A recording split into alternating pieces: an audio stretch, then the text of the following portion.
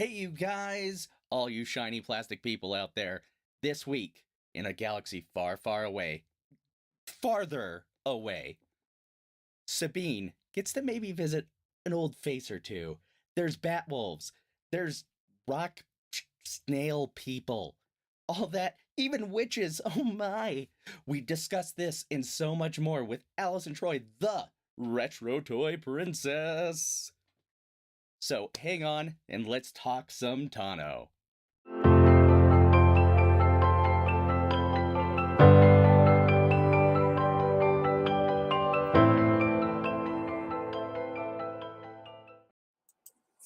Hello, Allison. Thank you so much for joining us. Hello. I dressed for the wait. Let me get it right. Hello. Here we go. All right. I definitely won't be able to hear with the hood and the muff things. Hi. Thanks for having me. Of course.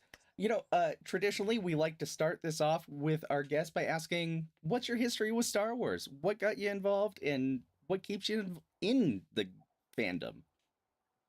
Well, it was 1977, and I was a very small child, and we went to see a movie, and I fell in love with it, and we saw it 7 times.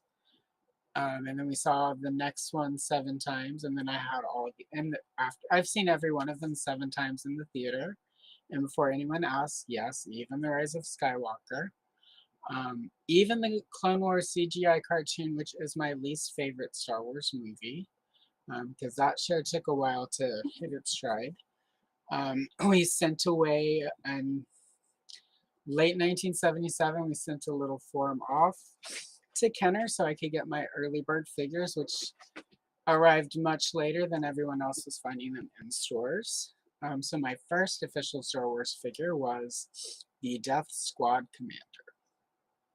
So I have an affectionate place in my heart for the Death Squad Commander, as well as boring old white dude action figures in Star Wars. So They sure gave us a lot of boring old white dudes. they really did, but most of them were the bad guys, except Obi-Wan Kenobi, or Ben, as they called him on the card. So. Well, that was how we first met him, so fair enough. And I'm sure they got to go off early treatments when building that early bird special, which was Well, also, they were also working with the press kit. In the early press kit, he was listed as Ben Obi-Wan Kenobi, so that was how Lucas had him referred to. So that all checks those old out. press kits, Lucas and his naming conventions before he figured out what it all was. Yeah, Star Wars went through some phases, Little bit, a yeah. little bit. Uh, as a warning to our chat and our audience at home, there will be spoilers. Any chance I can get to get that sound going? That would be rad.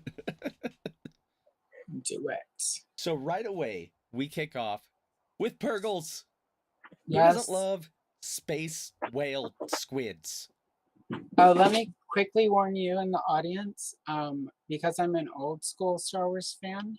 Um, I don't know the name for all the new people and new stuff, so I'm gonna say stuff from time to time like snow space wells or that wolf thing, and that's just how we roll because I haven't had 40 some years to digest and yeah. So anyway, space wells.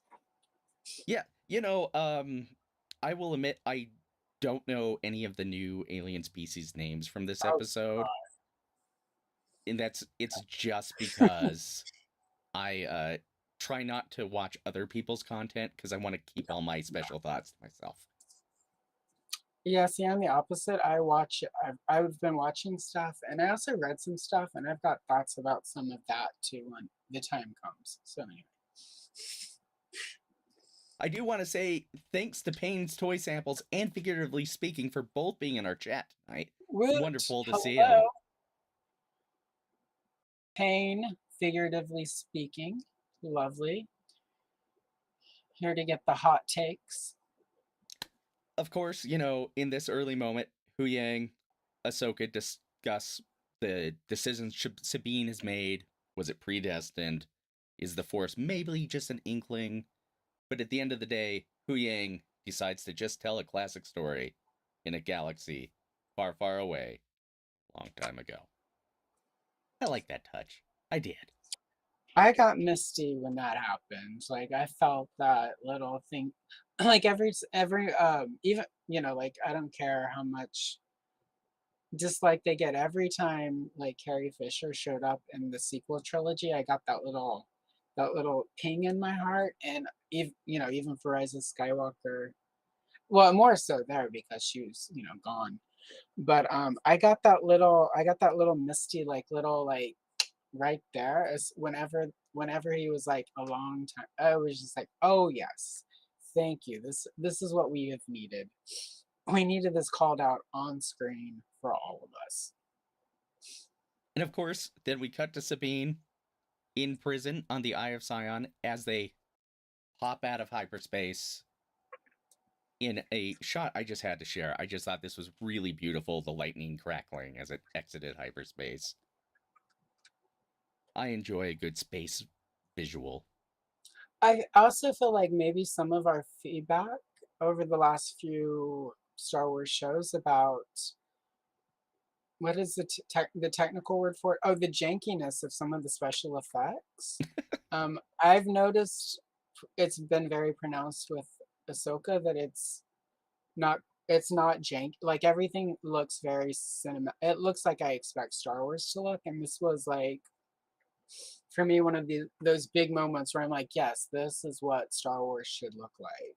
So it was perfect. Like Oh, absolutely. Oh, spoilers. They land oh and we meet some witches. Which, can we talk a moment about Shin again delivering the "they're witches" line? they're Like, right. we covered this. It felt meta. It felt really meta because I play a Star Wars mobile game, Star Wars Galaxy of Heroes for anyone else out there watching who may play. And a few years ago, we got a bunch of um, Night Sisters, and they're always, during and you have to get a whole faction for this kind of game so you can build a team. And every time they bring a witch character, and there's some dude who's like, witches doesn't feel very Star Wars to me. It's like, sir, we have had witches in Star Wars since like at least the Clone Wars, and before that even because let's face it, Palpatine is pretty much like he's very witchy. So Right. I Like mean, at the end of the day, Jedi are space wizards, so why not right? witches? Come You know, because you've always got to have that person. It doesn't feel very Star Wars. It's like, come on, guy, come on, come on. You know, I have to agree with Payne here. The Night Sisters in another galaxy, very strange. I did think it was kind of weird. The characters we've always known as the Dathomir Night Sisters are not originally from Dathomir. Well, see, that's the thing. I didn't find it for me that it kind of clicked because even when they were originally because their first sort of appearance was in expanded universe in the Courtship of Princess Leia book, which is no is legacy now and no longer canon. But because they brought them into the Clone Wars, of course now they're canon because all of that media is canon. Um, but even then, they always felt like apart. They were apart from the Jedi Order. Of course, they were a different way to use the Force. So to me, it clicked in a fun way that they're from this. They've come over from this other galaxy. Like for me, that was a nice touch. It felt like a aha moment. So I actually really appreciated that. Like I liked it. I thought it was a nice twist. Like especially because sort of some of Thrawn's backstory was he originally came to the galaxy because of this scary threat that could be a threat to both galaxies, and there might be like um, mutual benefit, like between his people and the Empire or whoever was in charge. It wasn't even the Empire. So for me, it was just this moment of like, perhaps this all ties in. So anyhow, Well, and I love that this is, I believe that this is the first appearance of the Night Sisters as they kind of appeared in the Clone Wars and other mm, places, that we see yeah, their traditional robes and that kind of thing. And so it was a really beautiful image, them in the sparse background, these very otherworldly, obvious yeah, spire in that very it appeared to have the same symbology as the credits. That I recently went back and watched the Mortis arc of Clone mhm, Wars, and when Anakin's controlling the brother and sister, we actually see that same symbology in the background. yeah. No, So it does. It feels tonally. It all fits for me. Like I know there are people who will disagree, but for me, it just I do feel like we're getting Filoni is starting to pay off stuff been planting in a while, and a lot of what I feel like he's planting came from elsewhere. So I'm happy. he's not afraid to pull from another source, and No, for sure. I am into it. But yeah, I know you specifically wanted to bring up the witches, so I wanted to make Well, I sure to get did. them in there. Yeah, no, for sure. I really, well, I liked that they're named after well, I mean, they're Star Wars named after the three fates from Greek mythology, which I thought was a nice touch. I mean, they have K's instead of C's, but it's, Clotho, Lachesis, Lichesis, and Atropos. But they have slightly Star Wars name, but it's the name of the three fates from mythology, who of course are the inspiration for the three witches in Hamlet, which because they're interacting with Thrawn and how Thrawn's written. Thrawn is as always to me, going back to Zahn, been very Shakespearean. So to me, again, it was like I'm not sort of one of the Filoni will save Star Wars fan club. I enjoy his Star Wars. I like what he does with Star Wars. But I don't think there's like a chosen one for Star Wars, that will save it. I think it depends on sort of the fans being open to like things like this that are not quite as Lucasy as we're used to, but bring new things to the table. But I like that we're getting Star Wars is built really from the Joseph Campbell, like hero's journey um, theories, like because it's not like he created the hero's journey, but Right. the way he talks about them and the Jungian part of it is really what Lucas sort of built from. I like that it feels like Filoni is looking at, in some ways, like Celtic things. He's looking at to me, it looks like Shakespeare with his love of wolves. It feels like he's maybe done some research into like an indigenous um like the first people like here in America, like some of their traditions because some of the ways he handles animals. So I don't know, I really liked we're getting Greek mythology witches who are also very Shakespearean, who sort of tap into the ancient, well, I guess ancient's not quite right, but like sort of these generational stories that we've all had, which is very Star Wars. It's very how Star Wars was put together, like with all these old stories that have been told and retold and then translated through, through all time. So I don't know. I also love the witches. Like, I'm one of the people who, when I bought the Art of Episode One book and saw the sort of where the Dathomir witches were developed from one of the potential Darth Maul.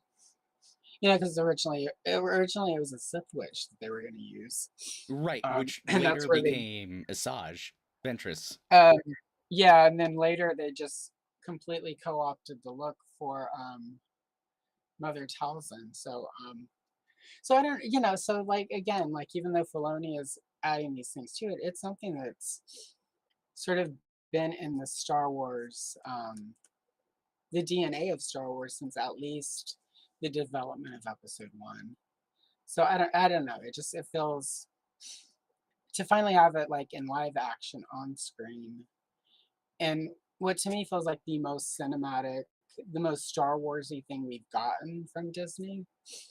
At least in the TV. Like I love The Mandalorian, but there are times where The Mandalorian doesn't feel fully Star Wars to me, and I have not had that yet at all for Ahsoka. Like in this episode, even though we're getting sort of another galaxy and everything is not the galaxy we know, I feel like we're getting the most Star Wars we've gotten yet from any of these streaming shows, if that makes any sense. But yet Well, it's the most sort of new concepty part of it that we've gotten. So I don't know. It just everything is new and strange and different oh, and no it's Star disagreement. It's funny because I you contrast this with like the last episode where it feels like very little happened, but it was very like big and a whole. And a lot of that is just the weird sparseness of the world between worlds. I think this episode Yeah, so much happens, but it feels so desolate and small, and it's again because of this location we're in. but it does, but it's also like, we're getting, like this planet is very sort of it's a very sort of dark and flat world. So it's like it's a big world, but it feels so empty and claustrophobic in some ways. And it's really, and that's sort of like if you think back to the Death Star, it's like the Death Star was this huge, like massive space station that like is big and impressive, but once you're on the Death Star, it's like these narrow corridors and all these like tiny hallways where it's like you have to, like blow a hole in a vent to jump into a garbage masher. It's like the Death Star is huge and giant yet claustrophobic, and we're kind of getting that same feeling with this episode where it's like this is a big, vast alien world, but it feels so small, and the places where people can live, I guess, is like this, these witches are in a very small, compact sort of place, yet it's this huge world, like with all these fields. And right before Sabine gets to where Ezra is, it's sort of this like countryside with these rolling hills that could be a moor in like one of the British islands, or it could be like sort of the desert of the American Southwest. But then when she gets to where he is, it's this very claustrophobic area that I'm gonna have to take these off. Sorry, That's guys. fine. We made it 21 minutes on air, so I had him on about 10 minutes. So anyhow, um, it's just my hearing started.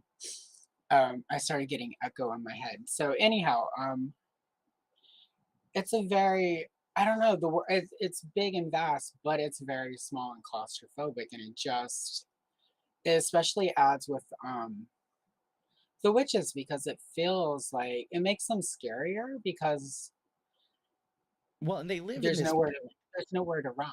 Like this big fortified twisted tower in yeah, this sparse emptiness that they rise so far above. yeah, And mm, of course, we get this image. and that's creepy as heck. I have a thought about this. You know, in the GDL Discord, they were arguing about the mouth on the face and the placement. Mhm. But this feels almost like a pharaoh to me. It looks like a pharaoh, but it also very much looks like and I can't remember if it's actually from history or if it's something that is sort of developed, but I've often seen sort of Greek warriors depicted sort of with a bronze mask, very much like that. It's true. It's very true. And that's what I first went to because we're getting like the fates. We're getting a lot of the sort of other galaxy to me has a very sort of Greek mythology, and I mean like um and I mean even Thrawn. The name of his ship is from Greek mythology. So I my brain is going to Greek in this whole other galaxy, like, and there's not a lot of sort of the Greek influence in the OT. So yeah, so I don't know. I was thinking Greek, but also I can get behind your theory as well. Well, now that you say Greek, that makes all the sense in the world to me. But I right? was I was kind of building this idea in my head, like, oh, what if Enoch is like an undead tribe's leader uh Right. that the Night Sisters resurrected for Thrawn? Yeah, but Enoch is also biblical, so like it could very, you know, again, I would assume that Filoni is there, and and also some of this is going to be his design people who are coming up with costumes, but it could also be Egyptian a little bit as well because there definitely is, and to my eyes, some sort of the world between worlds. Some of that feels as though like they're like the space hieroglyphics. So some of that feels like it has an Egyptian look to it. So I it wouldn't put it past him that like there's the attempt to pull from Greek, but as well as Egyptian because and Enoch is biblical and it's been way it's been both way too long and not long enough since I am in a place where I had a lot of Bible reading time. It's not the time or place to discuss that. But I forget where the Enoch stuff comes from in the Bible. Other than that's one of the stories that is biblical. So it is possible that it's intentional that it has both influences. Yeah, Oh, that can go 100 ways, and I wouldn't be surprised if it doesn't ever add up to anything. or yeah. I mean, well, that's the thing too. Like some of what's great about Star Wars is how some of the design does. Like Naboo, like in the prequel trilogy, like is very much got like Mongolian influences in it. Like Padme's queen costumes are almost exclusively like sort of, like if you look at ancient, not ancient, I mean, I say ancient in the way white people in America say ancient, but if you look at older art from Mongolian history, like some of those costumes are almost directly lifted from that. And then there's, of course, the nouveau look to it, but where did that go? Nowhere. It was just a way for Naboo to look of our world, but also not of our world. Like, I think that's one thing Star Wars is really good about is taking things that, for those of us who are well read or study history or just big giant film nerds, like, there are all these things that really hit for us that aren't going to hit for everyone else. That to us is going to add meaning, but maybe not there. Well, and of course, the thing is even if Filoni never carries on with the plot of who Enoch is or what this look means or anything, that doesn't mean another creator can't someday. Yeah, exactly. Well, I mean, that's proper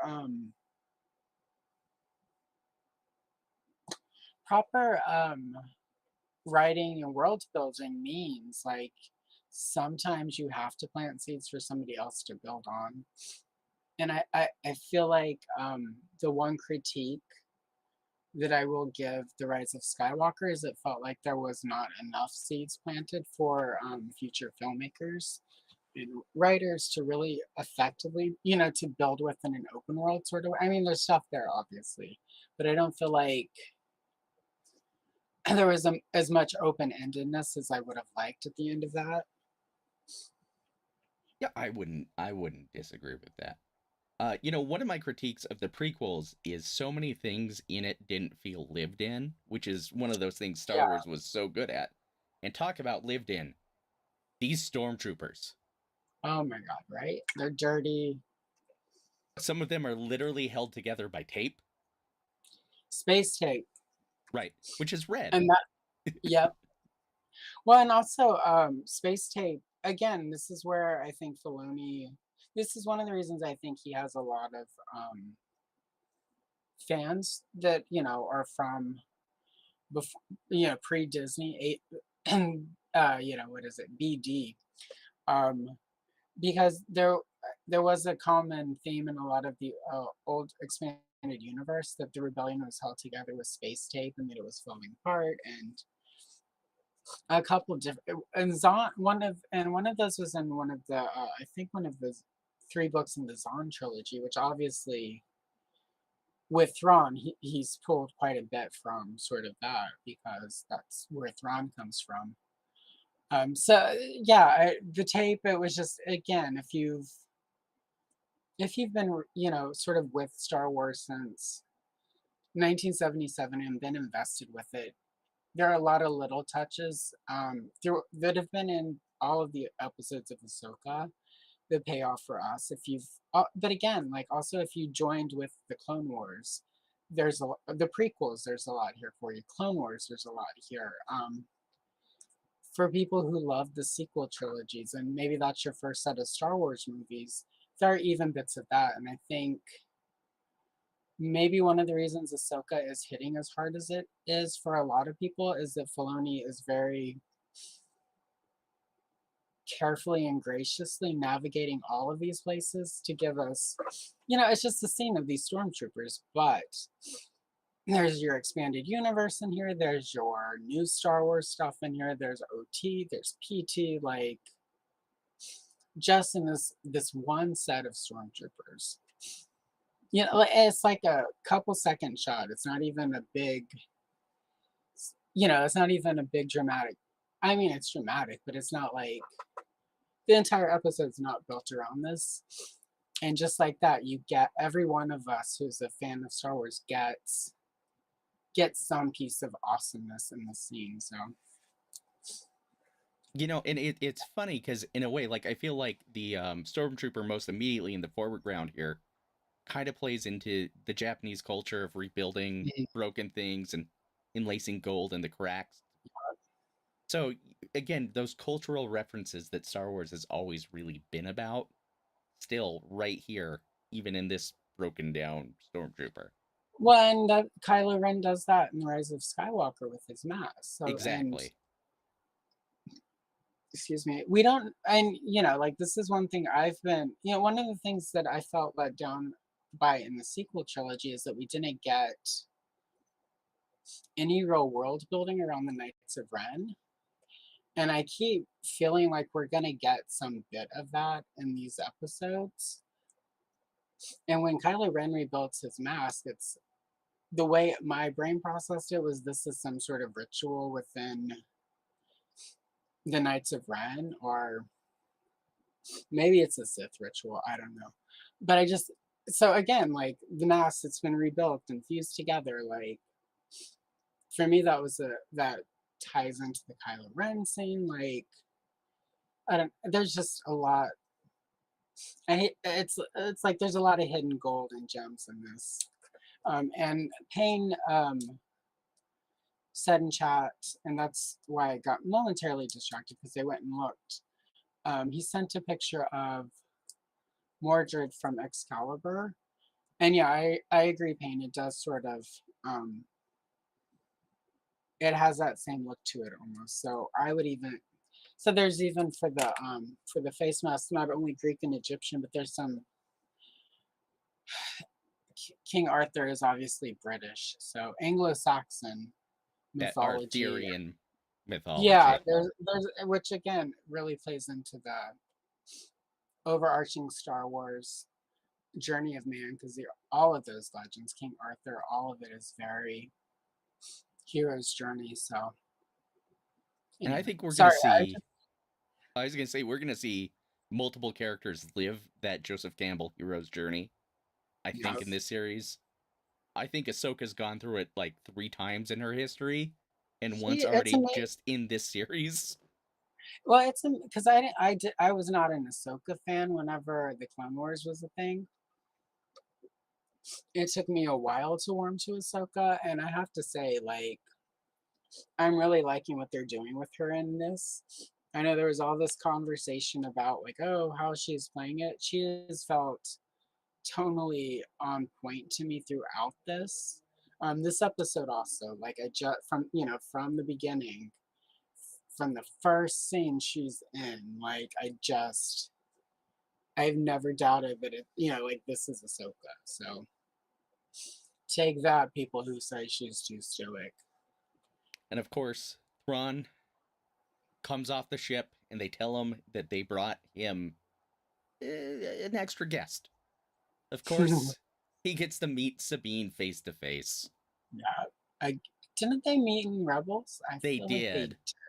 And Yeah, he didn't come out on top like he normally does. So I think a lot of there's been some criticism that the Thrawn of Rebels isn't the Thrawn of Legends, but I think a lot of Rebels was he was dealing with a lot of incompetence in his Imperial officers. well, I get that. I get that. I've heard that. Um, I agree to a certain degree. The Thrawn of Legends is the Thrawn of Legends. There's a really Thrawn is reacting to that. The first time we get him in the Zon. Thrawn is why we have a true expanded universe for Star Wars is because that book came out in 1991, and all of a sudden we realized we've been missing Star Wars. There would have been no special editions. Not the way they hit. There would have been no Power of the Force in '95 if not for the Thrawn trilogy. So I get why people say that, but again, um, I feel like, and Timothy Zahn wrote some books that are set in the current continuity, where he meets Anakin and figures out Anakin and Vader are the one and the same, because he's an expert at body language. And there's a good argument for Thrawn being a self-insert of Timothy Zahn and being a Mary Sue, but that's for a different conversation. But I think Thrawn is consistent. I think what people are reacting to is the way Thrawn handled certain things in Legacy is based on the galaxy he was in. Sure. We are used to encountering Thrawn in the Legacy stories as Thrawn is post Return of the Jedi, where he was part of the Empire and there for the entire Civil War. And the Thrawn we got in Rebels was before the Civil War had broken out widespread. I believe it's at the end of Rebels season 1 where the official declaration of rebellion is made, correct? No, I don't I even think it think, happens for another couple seasons, really. yeah, it's within we've gotten Thrawn before rebellion is even openly declared. Right. Um, and then he and Ezra, and like Rebels ends right before the Civil War breaks out in earnest, which is Rogue One. Like Thrawn and Ezra are gone before Rogue One happens. Um, Not too far ahead of that, but the entire course of the rebellion and the Galactic Civil War changes as with Rogue One. That's when and for a couple of reasons. And I also believe, personally, I believe with the way Thrawn is presented, the character he is, I don't think Thrawn would have been pleased with the Death Star. I don't think that's something he would have approved of because it's not tactical. It's not fair. It's not smart. You're not beating somebody with the Death Star Well, that's he because you're the specifically was doing the TIE Defenders yeah as a alternative to the Death Star project. yeah like because Thrawn victory needs to be achieved through tactical. Like you need to be the better tactician. You need to be the better chess player basically. And the Death Star is like a hammer. Like you're taking a hammer to break it open rather than figuring out how to unlock it. And this is I think why Thrawn to me is interesting because he's not Grand Moff Tarkin. He's not Vader with the saber, slicing his way through a corridor of rebels. Thrawn would rather everyone live and be so broken so they can remember every day they were beaten by him. So I think that type of character is going to be different if he is in the Empire from, the destruction of Alderaan. all the way to like the destruction of Death Star 2. Like that whole trajectory is like the Thrawn we got in the Legacy universe is based on Thrawn being part of that. Well, and he was also on the fringes because he was an alien, and the Empire is notoriously xenophobic.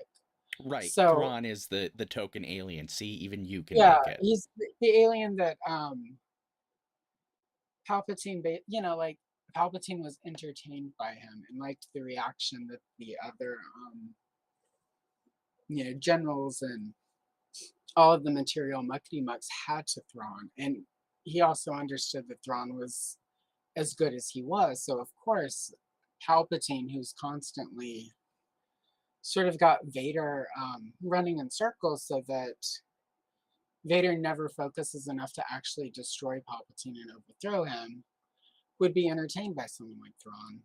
And also would appreciate that, like if all of his generals are busy, sort of fighting against Thrawn, they're less apt to like try to mutiny and overthrow him. So, I mean, Palpatine, and despite bad writing, is a pretty good tactician in my opinion. So I think Thrawn is consistent. I think he would just be different based on being in a different galaxy for all of that than he is in Legacy when he's lived through that and he's sort of, like he's the last hope for the Empire in um, the Legacy universe. Well, and I do have to say here, it's kind of funny that his stormtroopers ramshackle, they're taped together, barely hold together, and his uniform is pristine.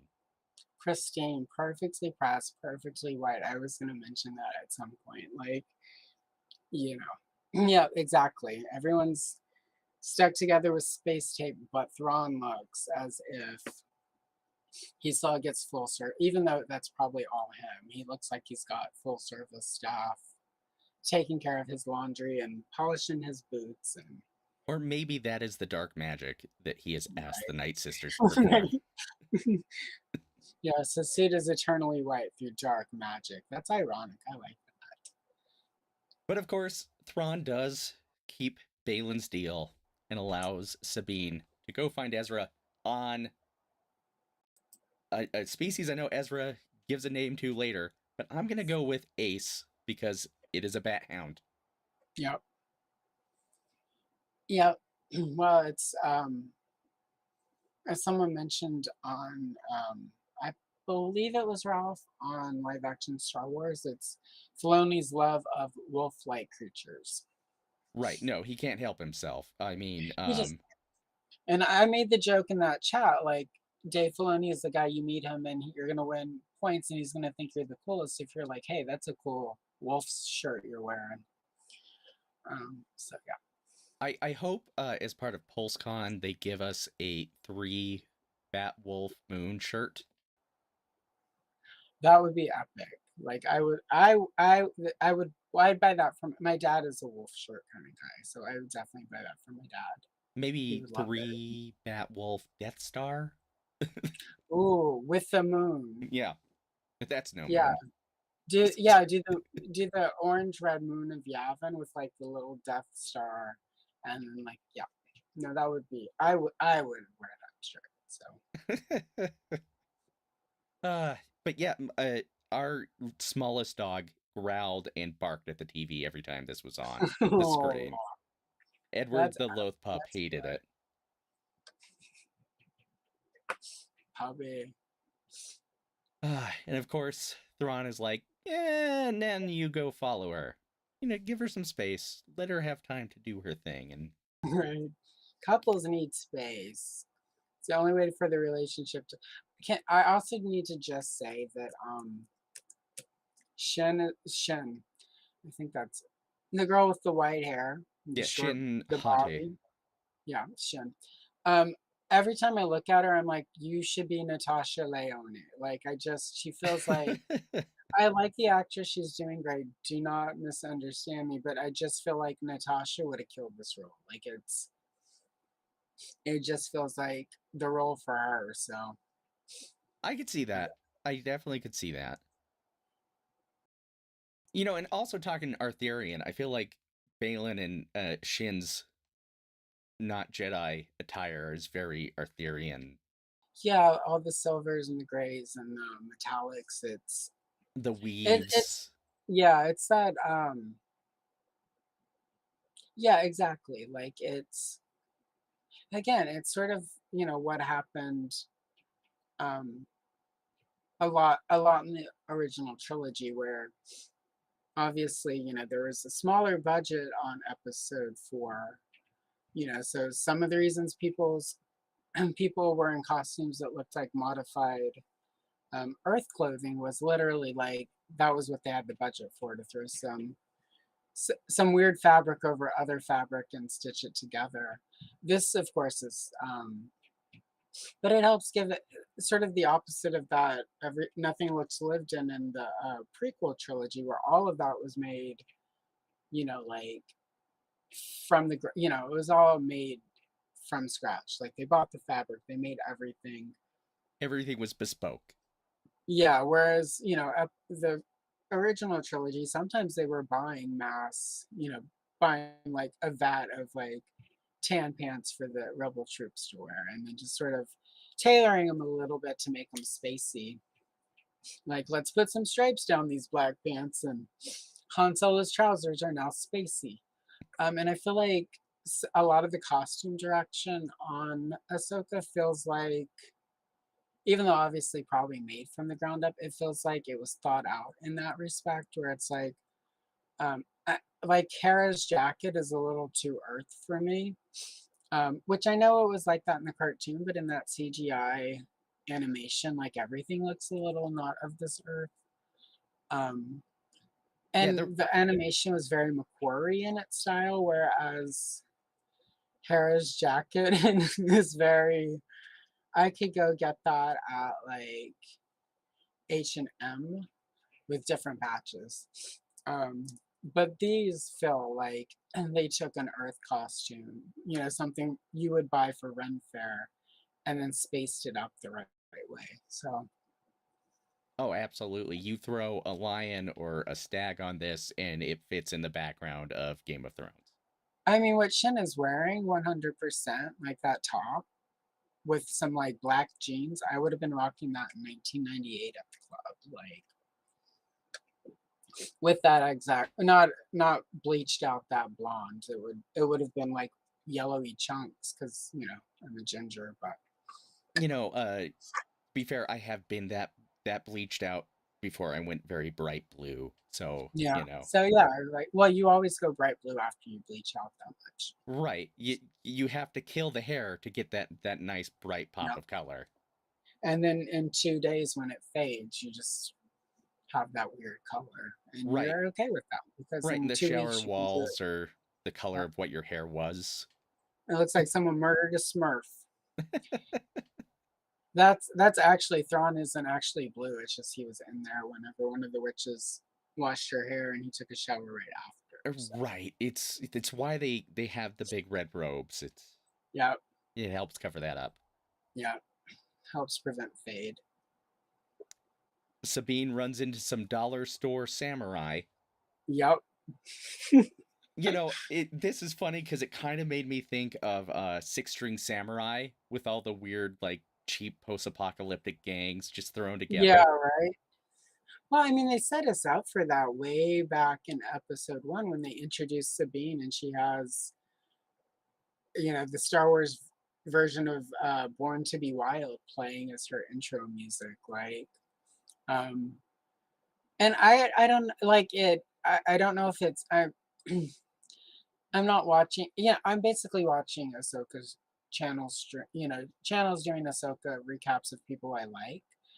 So I'm not probably being subjected to as many awful opinions. Um, I don't know. So it may not be hitting for everyone, but for me, I like it because it uh, it's a little different tonally. Even than some of the scenes directly before and after it, but there's something. It's I mean, it's not like punk rock about it, but it's got that um it feels sort of a little like anime to me, where especially sort of the late 80s, early 90s anime, where there was sort of the Western thing that was happening in anime alongside the super, like dystopian future, like mega city thing, like um, which is more of a Blade Runner vibe. But I kind of like that it's got sort of that feel to it with all of sort of the, Sabine is very neon of a character, like and she does the graffiti and like she used to have super colorful punk hair, and it's like I think it works for me because it's really in line with who she is. She is very much to me from day one, and sort of like here is our character that sort of draws from anime culture and Tokyo, sort of the Tokyo mega city type of anime. And so Y- for me, it's just fun. Like and I also am glad that she and Ezra are back. I have plenty to say when we get to the Ezra stuff. Sure, absolutely. And it's funny you bring that up, and I immediately I look at this scene and I'm thinking of Judge Dredd and the long walk outside of Mega Yeah, it's City. just I don't know. It's just again, Ahsoka is I think hitting for me because so much of it is just fun. Like it feels like yeah, Dave Filoni's got a story he wants to tell. Yes, he wants to try to bring his Star Wars vision, but it also feels like he hasn't lost sight of the fact that it should be fun to watch Star Wars and Star Wars should be fun. Um, even though we get the destruction of Alderaan and Han Solo and Carbonite and dead Ewoks in the original trilogy, Star Wars is still fun. That scene where you go into the cantina is fun. Um, the cheesiness of like the ceremony at Yavin at the very end when they all get medals except Chewbacca. That's just cheesy, but it's fun. It's like it makes you smile in that goofy, cheesy way. Like Empire Strikes Back has several just fun moments, and same with Jedi. Like you've got the yeah. So I don't like Well, the speaking of prequel. fun moments, I'm going to slide to the next one because I think it Oh yeah, no, fits the moment Sabine has with Ace yeah, afterwards, the confrontation post the Bat Wolf running away. yeah, It's yeah. I so mean, again, cheesy. but it feels like it doesn't feel like we've seen it before in the fact like not this again. It feels like we've seen it before in the way that Star Wars should. It's like this is again, it's pulling from myths. It's pulling from some stories we've all heard. We've all watched 1,000 times. It's like a pretty typical like um, story thing where it's like you go to a strange land and like your the animal who carries you like runs away right before you meet. Like your X-wing sinks into a swamp right before you meet Yoda. Like it has It's that Heath Ledger arguing with his horse in A Knight's Tale. yeah, exactly. Yeah, right? Like it's classic storytelling without feeling cliche. It feels like it like a good storyteller can take something we've seen and heard and watched and read and like a gazillion times and make it really fun and fresh and make it hit that that sweet part of like I've seen this before and I like that. So Well, and it's just like so it we just had like this big epic scene at the tower, and there's witches and stormtroopers, and she fought some samurai in the middle of the wasteland, and now here's a very small moment where she's arguing with her steed. it just clicked for it reminds me of the black remember the black stallion like back in like 79, 80, like yeah, it's that it's like the horse movies, like where like the horse leaves you or whatever, and you have to learn. The horse has to trust you, son. Like those movies, like that. It just clicked for me. That's what it felt like. Right. Or for me, since the horse movies of the late 70s and 80s are BC, before Chris. Right? Iron Will when he has to get along with the dog. He has to have a pep talk with Yeah. his dog Yeah, before exactly. leading Yeah, like the sled. all of those wild animals broken by the kind-hearted protagonist, like, yeah, no. And, yeah, exactly, like, it's just oh my god, I'm so glad you yeah, because that just clicked for me that that's what it was, like, that's why I was digging it, because it's like, it's that moment from all of those movies you loved as a kid in Star Wars. And it doesn't feel out of place. Star Mhm. Wars loves to borrow, as we've talked about so much already in Yeah, this. So it's fun to see another piece borrowed and fit so well. but it's also appropriate, for Sabine's character, especially in sort of where she is, because Sabine is very,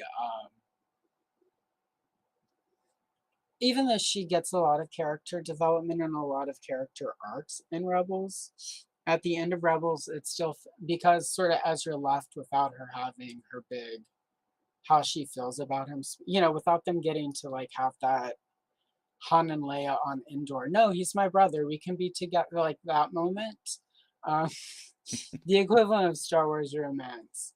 He's not my brother. It's okay. We can be together now. Or like Anakin, you're breaking. Oh wait, that's a different story. Never mind. Um, but since they didn't get that mo- moment, like Sabine didn't get, which I'm gonna assume is why like why Filoni brought her back. And we're not getting like Zeb. But Sabine didn't get the conclusion for her character arc, and with the type of character she is, and she's sort of the like Star Wars does really well. The Princess Leia Padme archetype of like the tough female who give into um doesn't give into emotions, not because she's divorced from them, but because there's this greater thing that has to be dealt with first. My personal life is secondary to saving the galaxy or reforming the republic or Right, and, and um and we definitely had that moment with Sabine where she got the dark saber and they wanted her to go yeah. to Mandalore, and Yeah, she got the like all of that, but she didn't get the moment with Ezra or- that most of our like our limited romance in Star Wars is you have your big hero moment, and then you get to like openly declare, like episode 2, like after the arena. Well, right before they go into the arena, Padme's like, okay, it's fine. I can like she hasn't gotten that. And like I mean, I'm going to assume they get that moment before the end of the show. right, But or yeah, it feels appropriate to that opening up. Like this is part of her opening up and trusting, and the animal has abandoned her. So she's so it reinforces this is why I don't open up. sure. you know, I kind of hope they have their romantic moment, and one of them just gives I'm not that into you. It would be funny if they get the kiss and then she's like, "Oh God, I'm sorry. You're like a brother to me." And then we get the flip. We get the Luke and Leia thing again. Well, or of course, like um, I I don't know who Ezra would have gotten a chance to kiss outside of maybe some snail rock Yeah, people. well, I do still think that if Sabine and Ezra don't work out, that perhaps Zeb and Ezra can finally open up to one another and find the love that they have not had yet because of the Galactic Civil War. But I think Zeb's meant to be with Agent Callus. That would be a great love triangle, though. So, like, I'm here for it. And then they could all realize that they're in space and not Earth. So, Judeo Christian values are different, and they could probably be polyamorous in space. So, yeah, Right, they can go to Lyrasan and live the way they want to. exactly. Right. And then Lizzo can show up. Oh, wait, we don't like Lizzo anymore. Okay, never mind. No Lizzo. Wait, why don't we like Lizzo now? Oh, because of her mistreating backup Yes, dancers? yeah, Okay. like, yeah. Yeah, never mind. Okay, I had to Explain it. remember. Yeah, it's so many reasons to not like people now that it's easy to forget. So Zeb plus Ezra equals zebra. yeah, To get it right, you had to go with the South African zebra. that would be great. So, I'm in for so yes, Sabine follows her trusty Batwolf steed to some water and finds some snail-like rock creature people. or as I was calling them, CGI characters done right. Like I'm surely not the only one who was like, I could live with this special edition of episode one where we get improved Jar Jar.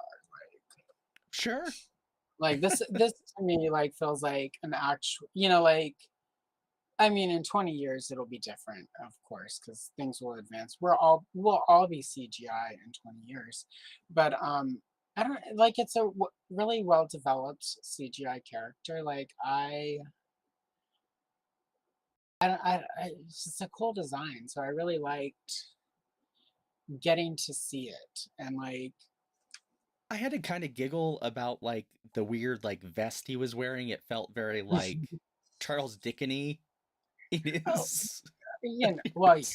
I mean, but it's no worse than Aunt Beru's like vest in episode four that looked like some old macrame stitched together with the throw from the back of the couch. Fair. It's very fair. Then we cut to Balin and Shin seeing Sabine's handiwork, and Balin gives us a term that we will probably all run with and pretend like we knew this whole time. Boken Jedi. For the Jedi trained after the fall of the Order. Broken Jedi? Boken. Yeah. Bocan. Okay. I didn't even I thought notice he it, was. but I saw I people thought, running with it. And well, it's interesting. Yeah, because I heard it as broken, so I was just like, um, but it's interesting because in the original, before Star Wars was Star Wars in the original draft, it wasn't Jedi and Sith. It was, I want to say, the Bogan and the Ashla or something like that. Bogan. that would, Um, I don't know that, but that would make sense since those were terms yeah, used by the Lyrasan elder. yeah, a lot of well, and the originally Star Wars, and this is why when people are like, it doesn't have to have a Skywalker to be Star Wars, I'm going to be like, well, actually,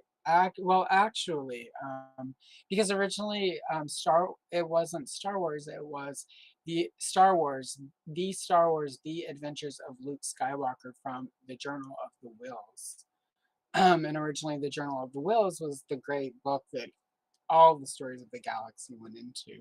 And the Star Wars was part of the Skywalker story. So Yeah, that was anyway, a I went super nerd, but Bogan and Ashla were from, and it just, that sounds really close to, well, that original title really rolls off the tongue, and I can see why they wanted to it go really with that. does.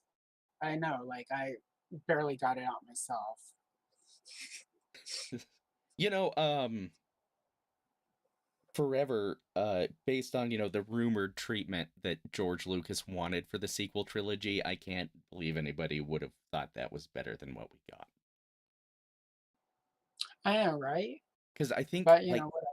his idea is we wanted to go into the world of the Wills, which was the midichlorian universe. Well, we know how the kids love the midichlorians. Like, Absolutely. no. But also here, Balin alludes to he believes there's a bigger purpose for Shin, Right. which is interesting and already created new headcanons for me that are probably a bad idea. Yeah, I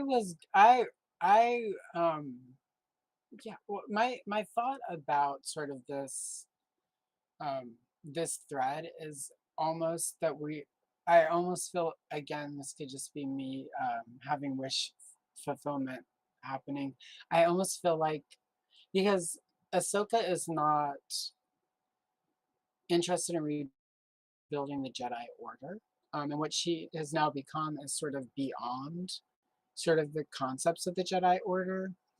Um, and in Rogue One, oh god, the monk, I forget the monk's name. Chirrut, I think. Yeah, Chirrut. Chira Um, Ijue. yeah. That harkened back to like the Journal of the Wills. So I am wondering, and they were not Jedi, they were outside of it. So I'm almost wondering if, and then we had, of course, in the sequel trilogy, the Knights of Ren, who were not Sith, but obviously were dark side users and were allied in some capacity with Palpatine and Snoke. So I'm almost wondering if this is sort of the root, like his story and Shin are sort of the roots of the Knights of Ren. Because if you are any sort of a force user, whether it's light side or dark side, at this point in history, um, you would have to be thinking that Jedi and Sith obviously doesn't work. Um, you're like, these are old, outdated concepts. It's time to build something new. The dark side doesn't have to be all about force lightning and cackling and building Death Stars and being resurrected through a cloning tank and multiple different continuities that everyone wants to pretend like isn't Star Wars, even though that's exactly what happened in Dark Empire, and it made even less sense back then. But you all loved that. But anyway, I digress. Um, so I'm wondering if that's what he means, that she is sort of the beginning of something beyond Sith that would, and the Dathomir Force Witches. That's also, it's apart from it, but it's also, yeah. So I feel like his concept is that she, because like the Dathomir is almost a female supremacy type setup. Um, Yeah, they're very matriarchal.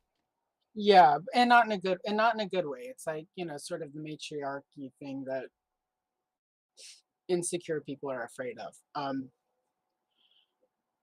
So I almost wonder if because of that, because she could sort of be an heir to that side of it, and there's also the Sith side of it. I'm wondering if his concept is that she would be sort of, I don't want to like, I keep trying to say religious leader, and that's not quite right. I'm wondering if he's thinking she's like the equivalent to, say, Anakin for the dark side, and that she could bring it into being something more grand, something different, so that the dark side isn't like, because it's Sith is master and apprentice, and it's this eternal struggle and this eternal stabbing each other in the back. And the one thing that was to me interesting in Rise of Skywalker that also gets no explanation is we have a Sith planet with all of these dudes in robes in the in an arena.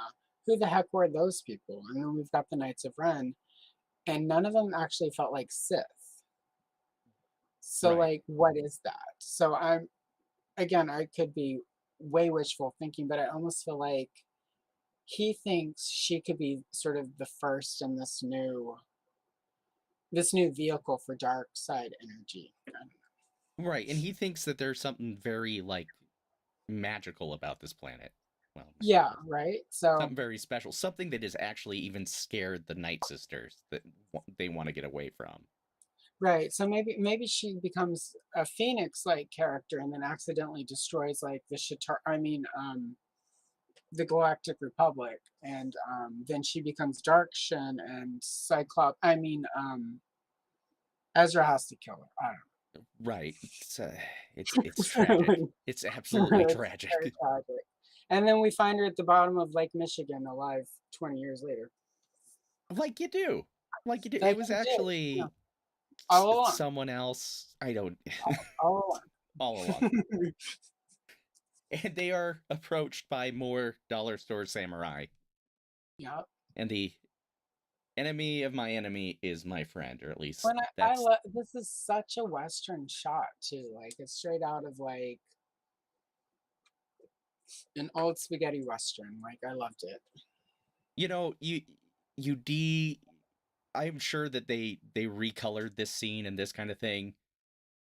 I live in Wyoming. This looks like any Right? plains out here. I feel like I've seen this just It's driving to somewhere more populated. yeah, right. It would have been nice if the sky had been like pink or red or something. Like they could have thrown a filter over it in post production. See, I think they did though. I think they wanted this gray, lifeless husk. I think they wanted to show us that like whatever this force is, or the Night Sisters, or whoever, are literally draining the life out of this planet. Yeah, it's true. I, As long as it's not that cold blue filter we got on every movie in like from 1999 through 2011. what then? But then when will we get to the brown phase, the Nolan Brown phase? I don't know. At least we're also not getting the traffic filter from that movie Traffic, where we know not in America because suddenly everything is really grainy and weird. Yeah, because we don't have grain in America. Yeah, we don't. You cross the border into Mexico and right away it's grainy and weird. And you're buying puppets that dissolve into cocaine or something. I don't know. Anyway, it's I been ran 20 into minutes. that all over the resorts when I was in Mexico. It's a real problem. I was gonna go to Cancun and they sent me a clown doll, and I'm like, wait, you just sent me the cocaine. Why would I go? Anyway, It's like you do. I'm It's right next to joking. the flyer for Right next to it. Yeah, come all get a the other clown doll. activities. Yep. Sabine makes it to the shell city of our snail people who live in huts that also look like shells. As as you do. I actually liked that design though. That and it also again, this is sort of a real world touch because often habitats often sort of develop in a way that makes sense. Obviously, makes sense to like the needs of the people or whatever. So to me, like I saw that they're snail creatures. It's like a shell. Like I dug it. I was like, this is a nice, you know, sort of because the shape would be very homey to them. Like you would want to have a nice cozy home that was like a big giant shell when you're a snail creature. Well, and for us, the audience, we want to kind of read it as, yeah, they're nomadic. So how much can we Yeah. convey that in the image? Let's make it kind of look tent city ish. And at least they didn't give us beaded curtains and somebody reading fortunes off to the side. So Yeah, no, and I did appreciate they cut the scene where Sabine was getting around all the used needles and syringes. yeah, That right. was Like awkward they were social gonna, commentary. yeah, like not my Star Wars. No. Sorry, I'm sorry. Yeah, it's fine. It's great. Uh, but we did get to Ezra. Ezra showed We up. did. And I wrote down my first thought, is it really Ezra? Question mark. That could be something. There we go. Now again, there we go. Thrawn's evil dark magic they had him do. He had him build an Ezra puppet, and the real Ezra is Captain Enoch. Well, and my first thought, because it's Ezra, but we've never seen a real Ezra before. Sure. No, he's been CGI. So afterwards, I'm like, no, it's because it's an actor playing the character, and I'm used to not an actor. And but it was just funny. I was like, how do we know that's really Ezra? Is it really him? Is this a dark force trick? This is a Sith witch conjuring thing. And then I was like, no, you're just overthinking it. Like Or the it's simplest thing possible. It's Ezra. it's Ezra, right? It's literally. And you're just having uncanny valley seeing a CGI character, flesh and blood. It's gone the Yeah, other way finally. yeah, right. Yeah, exactly. And he's like, "You made it," and I'm sure there was no galaxy-threatening repercussions for you to come find me. I'm sure. No, of course not. Like traveling across the galaxy inside a whale like Jonah in space, like there's never repercussions. It's fine. There's nothing terrible about you getting there and then perhaps leaving a way for Thrawn to get back. It's fine. Right. Also, do we need to talk about the giant Imperial Star Cruiser hanging around, or how are you avoiding I that? mean, yeah, right. When like my first question would have been if I were Ezra, like, did you bring any blue milk? It's been way too long since I've had blue milk. And none of that green stuff. Like that comes from a sea cow, and I'm not drinking sea cow milk. It's gross. Right. I'm sure he had to quickly knock down his like rock lady that he built. Right? There's a snail woman in there right now hiding under a blanket. Like she's here. My real love is here. Go under there, snail lady. And my half snail children. She's like right. They're all hiding under a wolf bat fur blanket. This is what happens when we go across an hour. This is it. It falls apart so quickly. I don't think. I think this is where the real commentary happens. Right. This is gonna be a real awkward conversation come the next episode between these two, Oh yeah, though. And of course, the Great Mothers show up with some not so good news. right. I really quickly before we move on, I wrote a note whenever he's like when he said I can't wait to get home. I thought the look she gets on her face. Um, I noted it because I thought it was really good acting by Sabine, the actress playing Sabine. Like she did, Sure. she gave good face. Like it was just like yeah, good. So Yeah, anyhow, at that point, I think Sabine had to maybe confront the idea in her own head that she hadn't really thought about going home. yeah, right, yeah, exactly. Like her whole focus had been getting to him. So it was really good. It was acting, and you don't always get acting in Star Wars. You get I love Carrie Fisher, but sometimes you get is it the script or is it the cocaine that's making her emote like we're in a telenovela while she's rescuing Han from carbonite? Someone who loves you. It's like, oh gosh. Anyway, so Uh, witches. We got witches. Witches. Witches. There to tell him about Ahsoka riding in a whale, like the Night Sisters of olden days. Just like that. Like in the book of Shakamir. Just like Geppetto. Yep. No And of Geppetto. course, Thrawn makes one final request for some dark magics. And doesn't even get any dirt from that planet on his suit. No. Perfect. Go Thrawn. Perfect. He knows what he's doing. Yep. And I'm glad they're like, we need to end on the phrase dark magics. Okay, but I am going to say this is my one critique about Thrawn. This is the one thing where I feel like the costume department let us down. Um, his pants, like they could have tailored those pants a little better. So, all right, now that I've got it out of the way, um, they're a little, the crotch is a little like. Anyway, He tighten her up. probably stole some other officer's pants because his got ruined at some point and Yeah, did the best he it's could. true. It's true. I guess I forgive him. He's in a different galaxy. So overall, what'd you think of this episode? Obviously, I really dug it and I really got into it. I've really been, I just in general, I'm pretty sure we've been here a while, so maybe I didn't. But I really have been enjoying overall Ahsoka. Like it feels like Star Wars, but it also doesn't feel like every Star Wars. It's like, I feel like we're getting just enough of stuff that feels familiar with stuff that's really new. Um, I like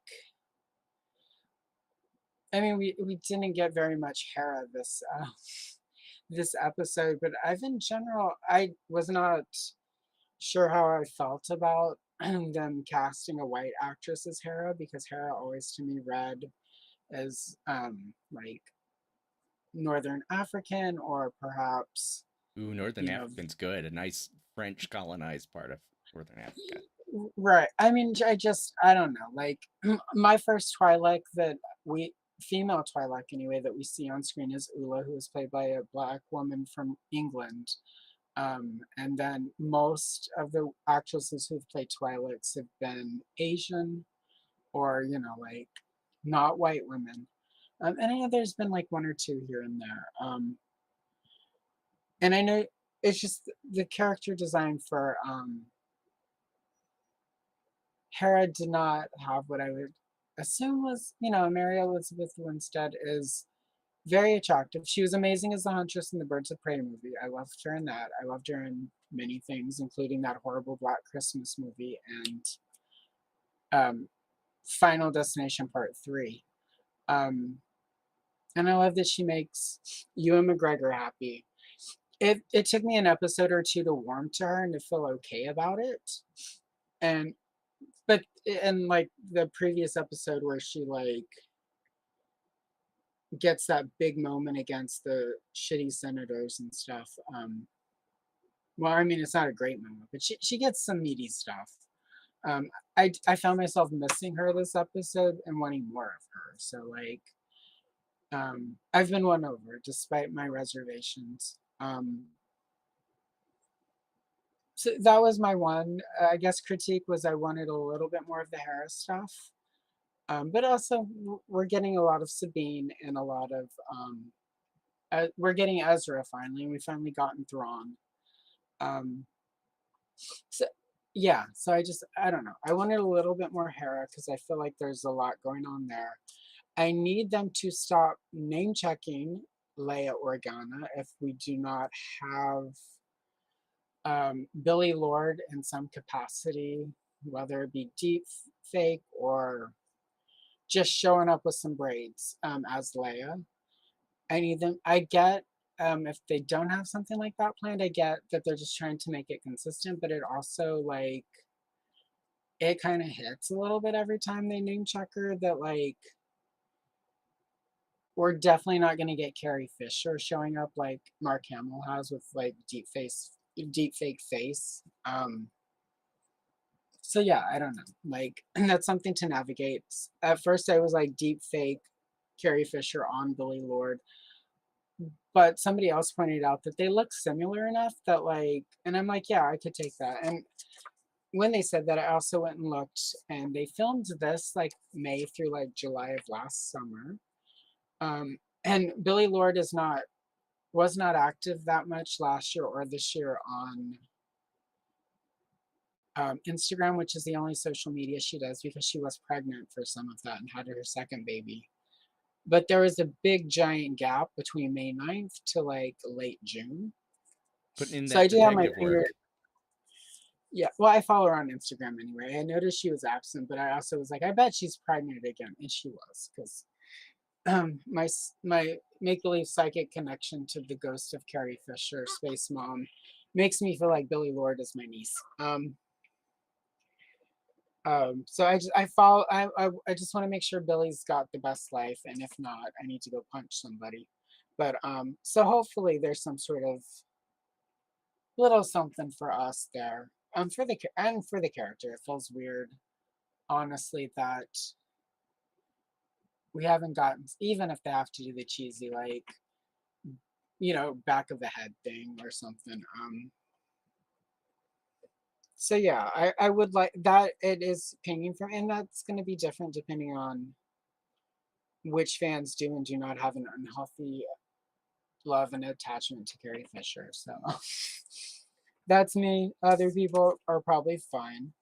But I do kind of hope they have something like that planned or something. But every time they name check her, it just kind of hits that like we're not gonna get and Carrie Fisher having her, Mark Hamill, how he showed up at the end of that Mandalorian season, um, to kick ass. Um, and also my other sort of last thought, and this isn't a wish, it's a when I was checking out Easter eggs to make sure I hadn't made up some stuff. Um, a website that I will not name check, but they were like Chimera, which comes from Star Wars mythology, previously established, and I died a little bit. So for anyone who's watching this in the moment or will watch this in the future, the Chimera, the name of Grand Admiral Thrawn's Star Destroyer, is not from Star Wars mythology. It's from reality, and Greek mythology. In reality, it's a ghost shark or ratfish or spookfish, although I don't think we should call it spookfish anymore because that feels weird. Or a rabbit fish, and I never trust a rabbit. Like, I have Anya level distrust of bunnies, so I would never call it a rabbit fish, but it's a real fish. And it's also from Greek mythology. It's a fire breathing creature. It's a lion, a goat, and a snake. Child of Typhon and Echidna. I think that's how you. I always mispronounce it because Greek mythology. Nobody where I was growing up spoke Greek, so It's all Greek to I me. just I just pronounced it like I thought naive was knave for about 20 years. We break that out one time in front of people who know what the word is, you get corrected real quick.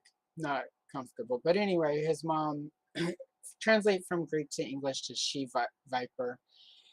Chimera's more famous brethren is the Cerberus and the Hydra of the many heads. So anyway, um, while there is Chimera stuff in Star Wars, it's not Star Wars mythology, it's from the real world. So anyway, just let's not become that, let's not make that Mike Judge movie become real people. So anyhow.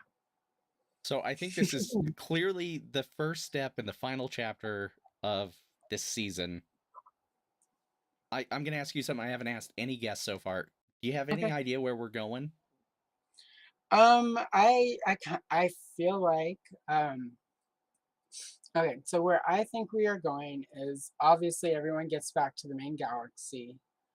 Um, I feel like what I mean, and this also kind of comes from what they've said that Dave Filoni's going to do a movie that sort of ties all of this into each other. So I feel like where we're going is basically Thrawn has to get back to the main galaxy. And I've heard a lot of people saying, "Oh, well, it's he's going to reestablish the First Order." I don't think that's accurate. People seem to be conveniently forgetting the whole entire reason that Thrawn originally came to our galaxy was he basically had been sent by his people to enlist whoever the biggest, baddest person in charge of the galaxy was against a threat that his people found were basically afraid of. Basically to like create allies. So whenever that was the main reason he joined the Empire was um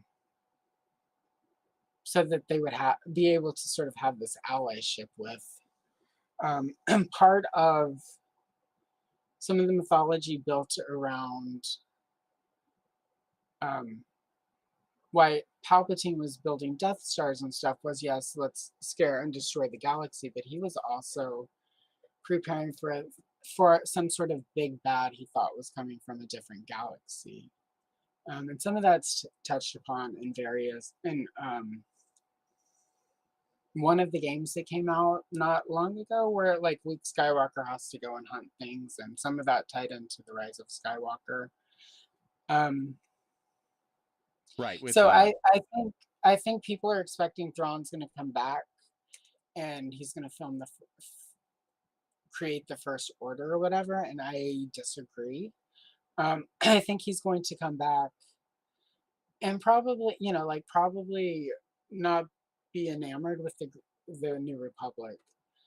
But I think what's going to happen is whatever this other threat is going to basically create the situation that the First Order springs from. Um, because the New Republic is not going to be adequately prepared for whatever this new threat is. So the First Order will be born from it. And I don't know how much they're going to touch upon sort of any of the books that came out that explain why Leia left the New Republic and went and founded the Resistance. But I do feel like the seeds of the Resistance are also being planted throughout this part, like why we have the two different things and why the New Republic in the sequel seems so toothless, and then gets blown up by Starkiller. Um, so I think that's where we're going. I think, obviously, I think nothing is going to get resolved in Ahsoka on the grand scheme. We're going to get some small resolutions. We're going to get, I feel like we'll get the gang back, the rebels that are still alive, we'll get them back together by the end of this. So we get that sort of that conclusion. And then I think it's going to build into the big Filoni movie that's going to tie into everything. So, I think you're right there. I do. I kind of like we're so close to the end of this that it's just like it can't get resolved. and I'm okay with like I'm cool with the world building. Like I kind of, like I said, this Star Wars feels the most cinematic of any of the TV stuff. It's the one time I've really felt like I wish this was on a movie screen. I wish I got my opening crawl, episode 6.5 or whatever we want to call it, 6.5. Um, and this is the first time I've really thought that. Like, I wish this was happening at a movie theater. Feels much bigger than a TV screen, and so I'm hoping that that is the energy that we're going to continue with, and we're going to get a satisfying end to the things that have to get resolved. And for me, this needs to end with, we don't need a full-fledged First Order, we don't need a full-fledged resistance, but we need the seeds of those things being planted. We need, and like sort of what's going on with Hera. I actually see Hera maybe being one of the first defectors from the New Republic who goes to the basic, and it is also in line with Hera's character. She was on the front lines of the rebellion in a way that, Leia was not openly a rebel until after the Death Star, because she was undercover in the Senate. So while Leia became really efficient at, I mean, she's one of the best shots. She was a better shot than Luke was. She didn't even need the Force unlocked to hit stormtroopers. Luke kind of. Um, so yeah, I think we're gonna see Hera like getting fed up with all the bureaucracy, the classic Amidala. I did not come here to like discuss this in committee while my people are dying, Senator. We're gonna get a moment like that from Hera, whether big or just internal, where it's like, like what world are we building for her son? And she's resistance is born. I think we're gonna see Ahsoka, as cliche as this seems, we're gonna see Ahsoka leave for a little bit so she can go and discover her nature better. Um, because yeah, so I think we'll see Sabine and Ezra getting to declare how they feel, but I also almost feel like they're gonna be separate. I feel like Sabine will probably go with Ahsoka wherever Ahsoka goes, and Ezra is going to end up heading off with Hera to help start the resistance. Because again, all Ezra really knows is war, and it's really hard to move from peace to, like from war to peace, or especially when it's not really peaceful. So, and I think we're going to see the spark of the First Order happen. So yeah, that's kind of, I think we're gonna get some dead witches, like that's for sure. I think Shin will probably um like she's gonna survive because they've set her up too much for her to die, and it feels satisfying. I think Morgan, and I think white dude with a beard whose name just escaped me. Balin. Yeah, him. I think that one or both of them will end up dying. I do feel like the little bit of grudge match between Ahsoka and Morgan, like I feel like that would be great if like Ahsoka has to kill her. Um, because I also feel like that would help us sort of get a clear idea of what Ahsoka the Grey, what it means. Like, where, what would a Jedi do in that moment would be should be completely different than what Ahsoka the Grey will do. So that's my idea. We're gonna get more emotional beats that set up this bigger, grander, epic screen thing that Filoni is planning. So anyway, Right, and just to piggyback on what you said, because of course it popped in my head like all things do. When we get our rebels back together, our surviving rebels, of course Ezra will have to take in his new Padawan, Jason yep, Syndulla. exactly. Like that cycle thing. Yep. And I also feel like that might be part of the Sabine and Ezra not like admitting some stuff to each other but not together, because if he's gonna train as a Jedi but she's gonna go follow Ahsoka, that's not Jedi stuff. That's something different. And that's also sort of Ezra and Sabine, like part of I'd always sort of felt like there was a time or two in Rebels where she wanted to open up but Mandalore, like my parents, my family, my life on the Mandalores need me. Um, Mandalorians,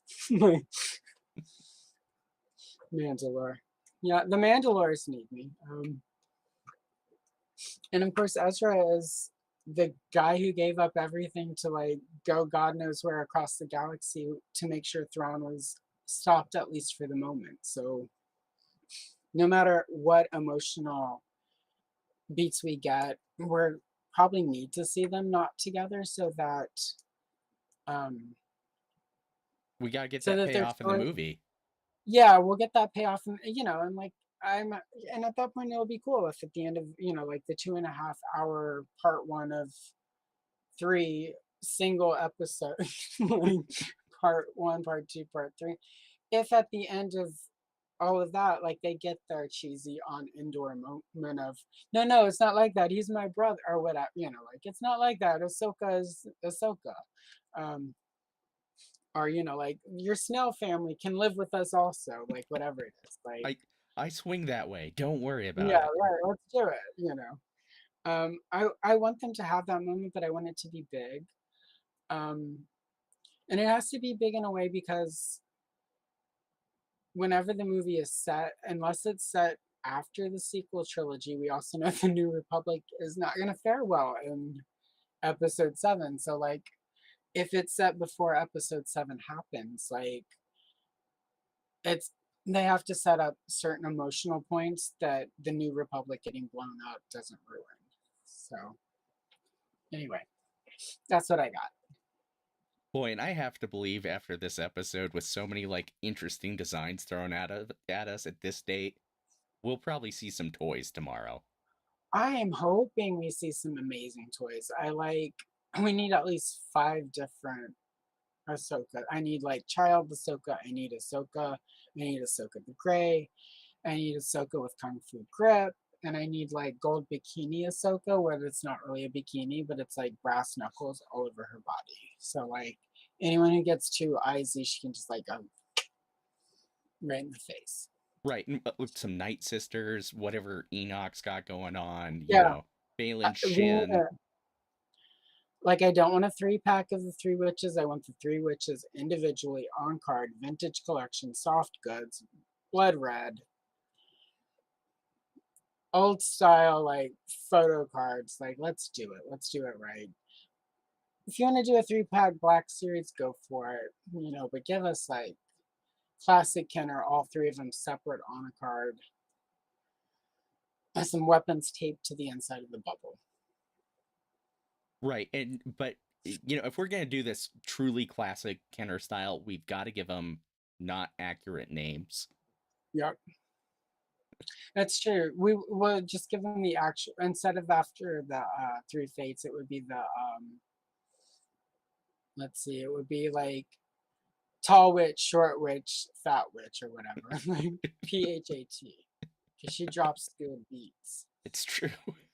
She's the beatbox witch on this. When she's not out here predicting dark future, she's at the club dropping fat beats.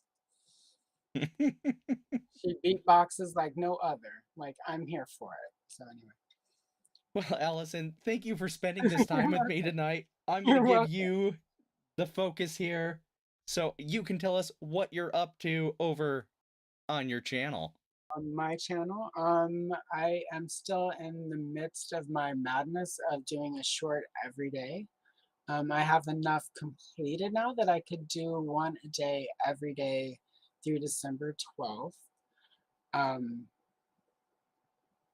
and I've also got some other stuff with sort of the time lapse coming up. I have 3 longer coloring videos coming. They'll be about 6, still sped up because it takes 3 hours to do one coloring page. Um, but I've got a few that will be like 15 to 16 minutes with actual voiceover stuff. Um, and I'm almost finished editing my tongue lasher video, which talks about the tooling of tongue lasher from Masters of the Universe. And I'm also about 50% through a custom video where I take a Black Series ceremonial Leia and a New Hope Leia to combine them and mix and match parts so that I can have Princess Leia from the Hildebrandt Star Wars poster, where she's like, and got the ceremonial dress with the buns, and she's standing on a rock with the gun. And Luke is bare chested like he's the power of the Force figure. So I'm working Very on that. super heroic there. Absolutely. Exactly. So yeah, so I got stuff coming up, and I'm gonna start doing live streams where people come and color with me. So I'd like to formally invite you to come color some Sunday morning with us. I would love to. Excellent. Well, everyone, if you have made it this far and you haven't liked my video, this video with Allison, how dare you? How dare you? But I'm not going to hold it against you as long as you let yourself shine and visit Allison's channel. There's a link in the description below, and there will be a link at the end of this video if you're catching on replay. Have a good one, guys. As soon as I find my button.